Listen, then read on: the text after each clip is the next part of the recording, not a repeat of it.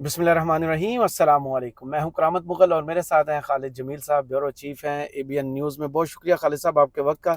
सबसे पहले आज के व्लॉग का आगाज़ करते हैं। कल कौमी असम्बली का इजलास बुलाया गया है और एजेंडे पर शामिल है मखसूस नशस्तें कैसे हासिल करनी है, कि इलेक्शन एक्ट तरमीमी बिल जो है वो पेश भी किया जाएगा और प्लान भी है कि पास भी करा लिया जाए। कल 5 अगस्त भी है। एक तो इमरान खान को 1 साल पूरा हो जाएगा कैद में।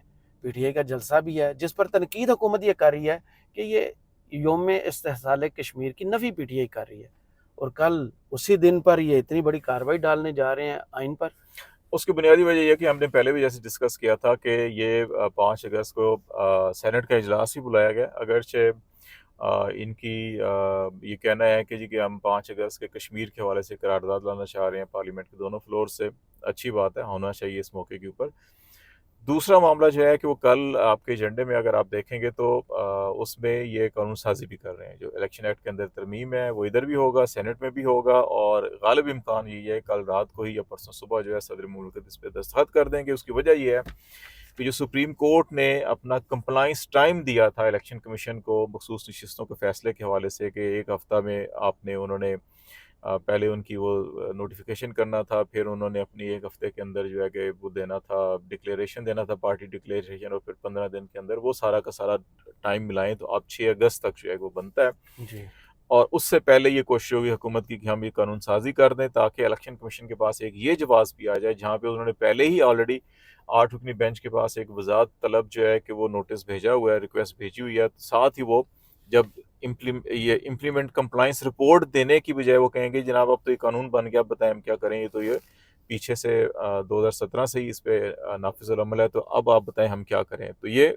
एक्चुअली बेसिकली ये रिव्यू पिटिशन की बजाय एक अपील जो है कि वो सही। भी ये 6 तारीख को कंप्लाइंस रिपोर्ट की बजाय वो एक अपील डाल देंगे ताकि कंप्लाइंस ना हो सके। और बुनियादी मकसद भी इस कानून साजी का ये था कि इससे फैसले पर अमल दरामद को रोका जा सके और जो अदालती फैसलों को, जिसको लीगल टर्म में कहते हैं कि फ्रस्ट्रेट करना, कि उसके ऊपर अमल ना होने देना, ये इसकी बुनियादी हिकमत अमली थी जिस हवाले से ये किया जाएगा।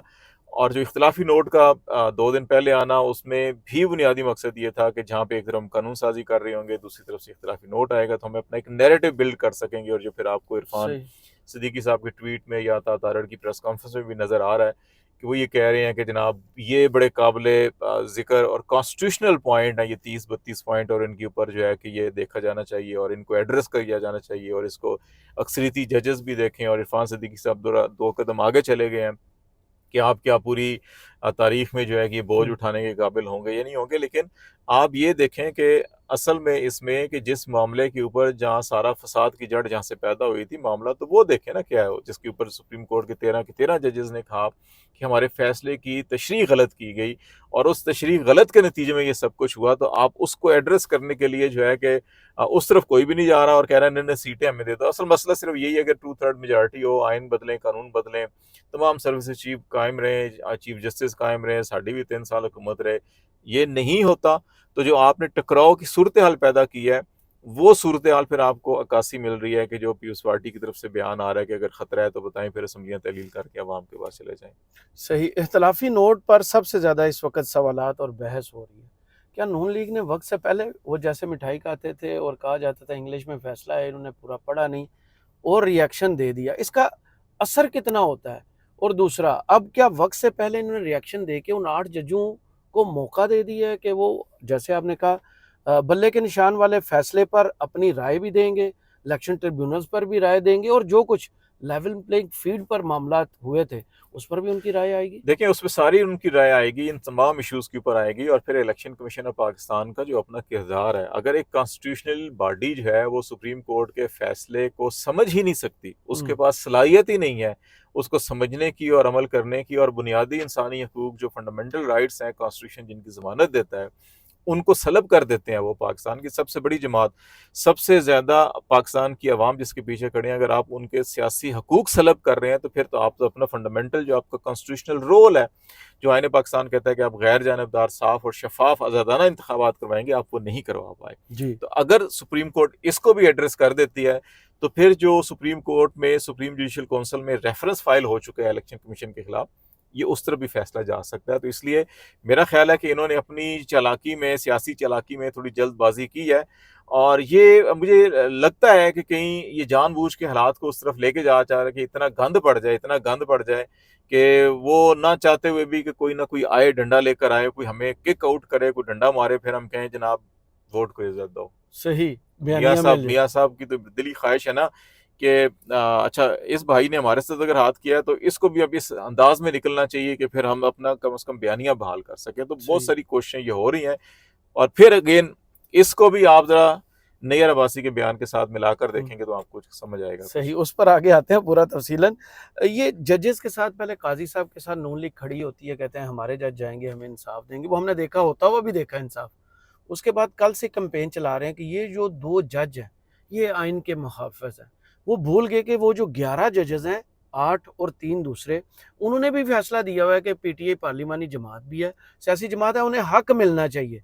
तो ये कैंपेन से क्या एक दफ़ा फिर दरार वो वसी होगी जो सुप्रीम कोर्ट के अंदर हम देख रहे हैं जजों में इख्तिलाफ़ात की? नहीं, मेरा नहीं ख्याल कि वहाँ पे कोई ऐसा मामला होगा। ये जो सुप्रीम कोर्ट के अंदर तक़सीम है, वो उतनी ही है जितनी आपको फुल कोर्ट के अंदर नज़र आ गई है और हुँ, उसमें बदकिस्मती से कि देखें अभी सुप्रीम कोर्ट के अंदर भी जो लोग सारी की सारी काजी साहब के साथ जो उम्मीदें लगा के बैठे हुए थे और जो उनको एक मसीहा के तौर के ऊपर देख रहे थे कि अच्छा कि सुप्रीम कोर्ट के अंदर वो जो तकसीम का एक एलिमेंट था वो ख़त्म हो जाएगा और फिर सुप्रीम कोर्ट और शुरू में आप देखें ना प्रैक्टिस एंड प्रोसीजर एक्ट में नहीं हम जमहूरी रवायत करना चाहते हैं 3 रुकनी कमेटी बनाना चाहते हैं मुशावरत से करना चाहते हैं सारी हुँ, चीज़ें मिलजुल के करना चाहते हैं। अब आप देखें तो तकसीम पैदा कर कौन रहा है? जी, ठीक है?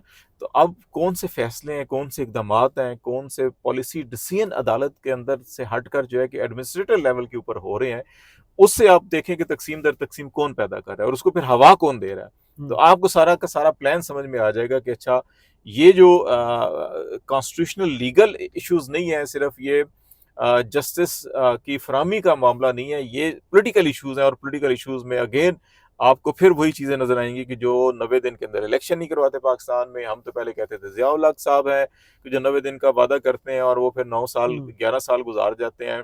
या मुशर्रफ साहब जो हैं कि वो भी आते हैं तो वादा आइन का करते हैं और हुँ, खिलाफ वर्जी जाती है। तो अब तो सियासी जमातें जो हैं वो 90 दिन के अंदर इलेक्शन कराने हुँ, के ऊपर जो है नहीं सोचती। कभी कहते हैं जी हम 3 साल के लिए, कभी कहते हैं जी 2 साल के लिए निगरान सेटअप हो जाए। खुद भी इन्होंने पीडीएम ने जो है 90 दिन के अंदर इलेक्शन नहीं होने दिए। तो ये वो रवैये हैं गैर जमहूरी और ये गैर जमहूरी रवैये ही जो है कि वो प्रमोट कर रहे हैं उन रवैयों को जिसकी वजह से आपको तकसीम का तासर मिल रहा है या ऐसी सही। चीज़ें मिल रही हैं। पीपल्स पार्टी की मुनाफ़क़त इसको कहेंगे या क्या कहेंगे कि वो कह रहे हैं हुकूमत को अगर खतरा है तो हुकूमत छोड़ें, इलेक्शन कराएँ। ये वही पार्टी है जिसने शहबाज शरीफ साहब का नाम दिया, जिन्होंने वोट दिया। अगर ये सपोर्ट पीछे खींच लेते हैं तो हुकूमत तो खुद घर चली देखिए, वो जाएगी। ये कहते हैं कि हम निज़ाम को चलाने के लिए जो है कि सपोर्ट कर रहे हैं। हम तो पीटीआई सबसे बड़ी पार्टी है, वो हुकूमत में आना हुँ, चाहती है, हम उनको भी वोट देने के लिए तैयार हैं। वो ये उनका ये मौक़िफ़ है कि हमने इसीलिए इनको वोट दिया हुआ है कि चलें ये डिलीवर करें। अगर इनको कोई मुश्किल है, ख़तरा है तो बताएँ कि हम सपोर्ट करते हैं कि उस वहाँ पर भी अगर वो नहीं है तो फिर अगर ये बहुत ही ज़्यादा ख़तरा फ़ील कर रहे हैं तो ठीक है, फिर एडवाइस भेज के असेंबली तहलील कर दें, दोबारा इलेक्शन करा लेते हैं, जिसको मैंडेट मिलेगा वो आ जाएगा। अब ये मेरा ख़्याल है कि ये सादा बयान नहीं है, ये पीछे कुछ ऐसी चीज़ें चल रही हैं। और जो मैंने पहले आपसे कहा कि ये देखा ये जा रहा है कि अब इनको ये साफ नज़र आ रहा है कि अगर हमें मखसूस नशिस्तें नहीं मिलती, 2/3 मेजॉरिटी नहीं मिलती, इलेक्शन ट्रिब्यूनल बहाल होंगे ही होंगे और फिर जो है कि आपका इलेक्शन मैनेजमेंट सिस्टम का फॉर्म 45 वो तबाह बर्बाद करके रख देगा इनको और सही। ये उस स्टेज पर नहीं जाएंगे, उस स्टेज से पहले ही इस पूरे पूरे असम्बलियों को जो है कि घर भेज देंगे। पंजाब असम्बली को भेज सकते हैं, ये नेशनल असम्बली को भेज सकते हैं, बलूचिस्तान असम्बली को भेज सकते हैं। पीपल्स पार्टी को ऑन बोर्ड करेंगे तो सिंध असम्बली को भेज देंगे। तो क्या पीटीआई जो है कि वो कहेगी अच्छा फिर हम भी इसको भेज देते हैं कि साथ इनके इनके प्लान के मुताबिक हम भी इनके साथ जाएँ इलेक्शन में। हुँ, पीटीआई बड़ा अहम किरदार अदा करेगी और ये चीज़ें जो है ना कि मुझे इसी तरह नज़र आ रहा है कि इनको ये कानून साज़ी करेंगे, ये हर तरीका इस्तेमाल करेंगे 2/3 हासिल करने के लिए। नहीं हासिल कर पाएँगे, जब इनकी सारी उम्मीदें ख़त्म हो जाएँगी, तो फिर जो है कि ये असेंबली तहलील करने की तरफ चले जाएँगे। असेंबली तहलील करने के बाद अब जो मार्केट में नया बयानिया, ज़ाहिर है उनके जर्नलिस्ट भी हैं जो कॉलम लिखते हैं, वो कहते हैं कि इस वक़्त जो है वो सबको खुश करने का एक ही तरीका है और वो है गवर्नमेंट ऑफ नेशनल यूनिटी। एक ऐसी हुकूमत बना दी जाए जिसको सबको उनके हिस्से का केक दे दिया जाए वो इकट्ठे हुकूमत चलाएं, सब खुश। पीटीआई तो कह रही है हमारा मैंडेट वापस करें। देखें, ये सिर्फ उनकी ख्वाहिश है कि जो हारे हुए लोग हैं, जो हारा हुआ लश्कर है, ये उसकी ख्वाहिश है कि तंबू मेरा, कनात मेरी जो है फिर लग जाए इस इक़्तिदार की राहदारी के अंदर। और उनको ये मालूम है कि अवाम कहाँ पे खड़ी है, उनकी पॉलिसीज़ की वजह से, उनके रवैयों की वजह से, उनकी जुल्म और जबर की वजह से।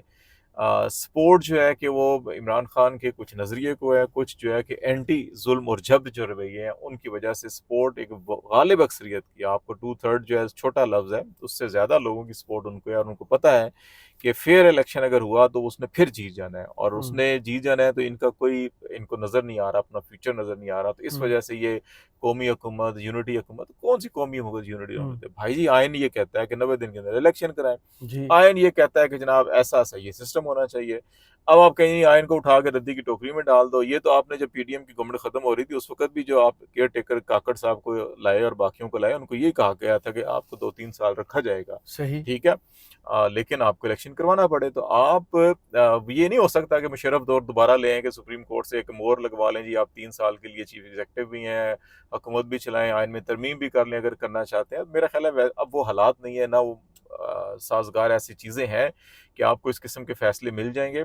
आपको आइन के ऊपर चलना पड़ेगा और आपको वो जाना पड़ेगा, इलेक्शन में जाना पड़ेगा। असम्बली तहलील करेंगे, आपको 90 दिन में इलेक्शन में जाना पड़ेगा। ये 2 साल 3 साल वाली चीज़ें जो है कि ये आप बयान ज़रूर बनाएंगे, बयान बनाए गए कि अच्छा ये मकबूल है, कबूल नहीं है और फलाना नहीं है तो 2/3 मिलेगी। आपने इश्तिहार पूरे इलेक्शन से पहले अखबारों में हेडलाइंस की सूरत में चला दिए कि जी 2/3 नवाज शरीफ चौथी बार वज़ीर आज़म कामयाब, ये वो। लेकिन लोग अब वो हालात नहीं है, 70-80 की दिहाई नहीं है।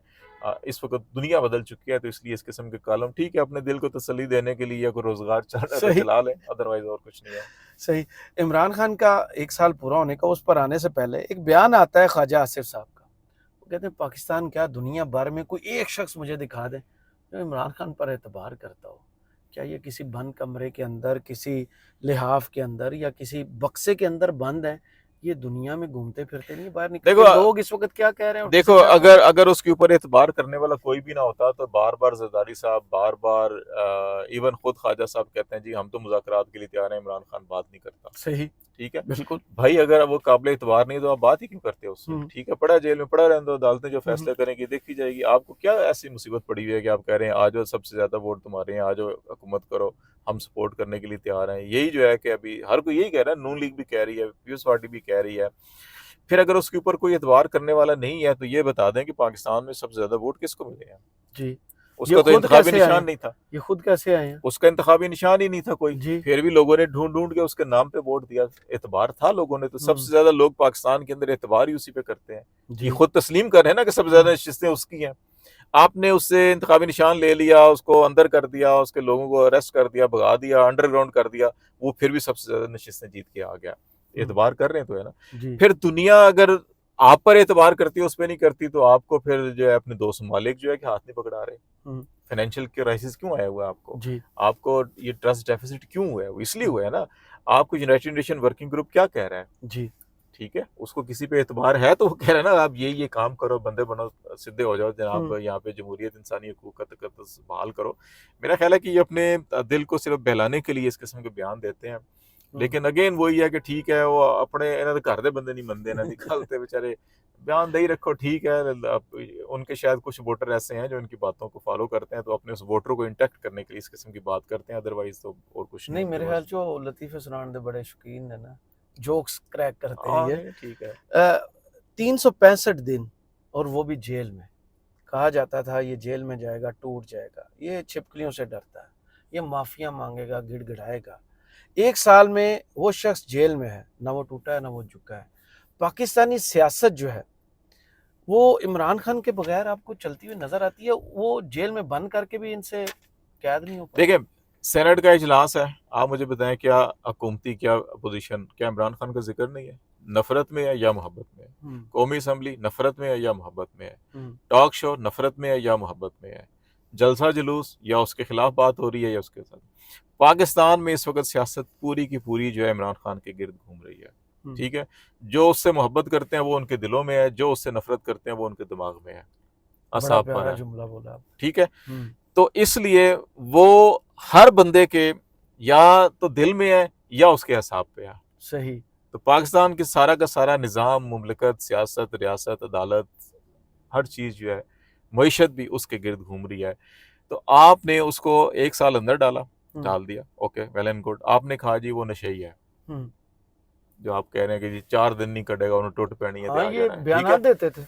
और अब्दुल कादिर पटेल साहब ने उनके यूरिन टेस्ट का पता नहीं वो टेस्ट लैब में किया था या खुद टेस्ट किया था, हाँ जी के ओहदे च भी निकल जी आए जी, जी, उस ठीक दिन है। हमने वीडियो भी इकट्ठे की थी। ठीक है कि वो अज्जा आ गए हैं हाँ, जनाब, ठीक है। अब ये बताएं, अगर कोई नशेई है, जी, क्या वो 1 साल जो है इस तरह गुजार सकता है? और आप उसकी नेवर। जो भी तस्वीर आई है जिसकी वजह से ये डरते भी हैं कि वो उसमें उसी तरह अशाज हेल्दी नशा और बिल्कुल खुश। फ्रेश है, ठीक है। फिर कहा गया जी अच्छा वो पता नहीं कोकीन दे फलाना ते टिमकाना ते ऐसी चीज़ तो नहीं रह सकता, उस चीज़ तो नहीं रह सकता, तो ऐ हो जाएगा तो मम्मी डैडी या फलाना। अब भैया आपने उसको मार मार के उस मम्मी डैडी जमात को सबसे बड़ी मज़ामती जमात बना दिया पाकिस्तान की, और सबसे ज्यादा कानून और इंसाफ के ऊपर चलने वाले हैं। पिछले 1 साल से वो कोई जलसा नहीं करते, वो कहते हैं हम दरखास्त देते हैं, इजाजत दें, कर रहे हैं। वो अगर वो कानून को दहशत नंगा करें। अगर वो दहशत गर्द होते ना तो वो हम्म, वही करते जो जमात इस्लामी ने तहरीक लबैक ने किया है पिंडी इस्लामाबाद के अंदर, जबरी तौर पे। ठीक है। आपका डिप्टी कमिश्नर, आपके पुलिस अफसर जाके हाई कोर्ट में कहते हैं कि जी उन्होंने इजाजत ही नहीं ली, आके करके चले गए, हम क्या करें, ठीक है। तो ये होती है गुंडागर्दी, बदमाश और कानून हाथ में लेने वाली। वो आपको कदम कदम पे बता रहे हैं कि नहीं हम कानून और इंसाफ और कानून और आइन को देख के चलते हैं, हम दरखास्त देते हैं, नहीं देते, नहीं करते, दरखास्त देते हैं, देते नहीं देते, वो बार बार ये कर रहे हैं, एक्सपोज कर रहे हैं इंसानों को, ठीक है। अब ये गुस्से में, फ्रस्ट्रेशन में जो मर्जी करते फिरें, और वो जो चीजें आपको नजर आ रही हैं, अच्छा जी ये बयान दे दिया, ये कदम उठा लिया, ये नोट लिखवा दिया, ये फलाना करवा दिया, ये सारी की सारी वो फ्रस्ट्रेशन है, गुस्सा है कि जो वो इत्मीनान से बैठा हुआ है, उसके गिर्द हर चीज घूम रही है, वो अपनी मर्जी से फैसले कर रहा है, और बाकी सब के सब हाथ बांध के खड़े हैं कि अच्छा जी वो ख्वाहिश है कि ये फैसला कर दे तो मामला आगे चल जाएगा। वो कहता नहीं मैं ये फैसला कर रहा हूँ, यहाँ पे चीज फंसी हुई है। सही। इस पूरे 1 साल में कोई एक नुकसान आपने देखा हो कि पीटीआई को इमरान खान की कैद में होने से हुआ है, या फिर ये पार्टी पहले से ज्यादा जोरावर बन के, ज्यादा बड़ी पार्टी बन के सामने देखिए, आई? अगर रवायती सियासत को देखें ना पाकिस्तान की, हम्म, जिसमें देखा जाता था अच्छा जी इतने इलेक्टेबल छोड़ गए, इतने जागीरदार, इतने सरमायादार, इतने मोटे तगड़े साबिक अरकान छोड़ गए, उस हिसाब से तो तहरीक इंसाफ को नुकसान हुआ है। लेकिन प्रैक्टिकली देखें कि सियासी जमातों की असल ताकत क्या होती है, जी, उसका अवाम, उसका वोटर, उसका वोट बैंक होता है। वो ज्यादा इंटैक्ट हुआ। वो तो इंटैक्ट है, वो पहले से ज्यादा है, वो दिन ब दिन उसमें इजाफा हो रहा है। अब वो जो छोड़ के जा रहे हैं, वो मिन्नत कर ले, वो कह रहे हैं नहीं हम पीटीआई में, हमने छोड़ा ही नहीं था, हमें धक्का दिया गया था, हमें निकाला गया था, ठीक है।